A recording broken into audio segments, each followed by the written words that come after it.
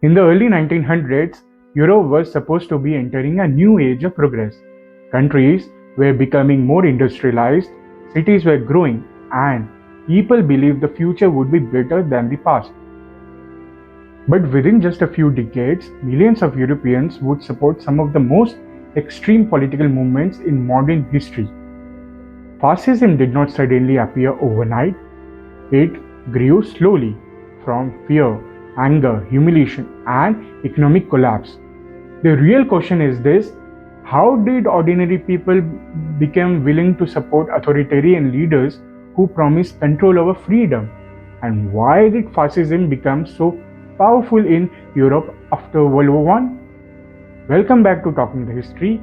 If you enjoy deep historical breakdowns that explain not just what happened but why it happened, make sure to subscribe and turn on notifications, because history becomes much more interesting when you understand the human emotion behind it. After World War I ended in 1918, Europe was left physically and emotionally destroyed.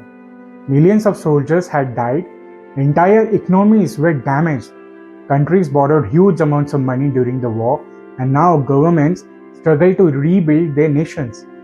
People expected peace after the war, but instead they experienced unemployment, shortages, and instability. At first, people still trusted democratic governments to solve these problems. But year after year, life became harder. Political parties argued constantly while ordinary citizens suffered.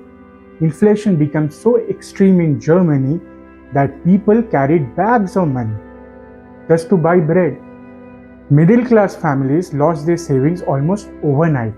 That level of frustration and fear changed how people looked at politics. But here is where the story becomes even more dangerous. During the time of crisis, people often stop looking for complicated answers. They start looking for strong leaders who sound confident, leaders who promise simple solutions, leaders who claim they alone can restore the national pride and stability. This is exactly where fascist movements found their opportunity. Now, here is something many people misunderstand about fascism. It was only supported by poor citizens. Many wealthy business owners and industrial leaders also supported fascist parties. But why? Why? Because they feared communism. After the Russian Revolution, many European elites worried that workers would rise up against the rich. Fascist leaders promised to destroy communist movements and protect businesses. Because of this, many powerful people helped fascist parties and gained influence and money. And this is where the slow reveal becomes important. Fascism did not rise because all Europeans suddenly became extremists. It rose because democratic systems failed during moments of economic and social collapse. When people become desperate long enough, stability can start to feel more important than freedom. Fear can make strongman leadership look attractive. That is one of the biggest lessons history teaches.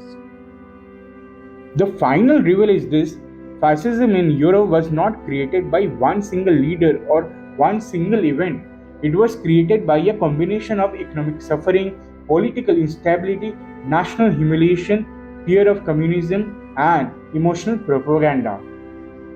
These conditions slowly pushed millions of ordinary people toward authoritarian ideas. History shows us that when societies face deep crises and people lose trust in democratic institutions, extreme ideologies can rise very quickly.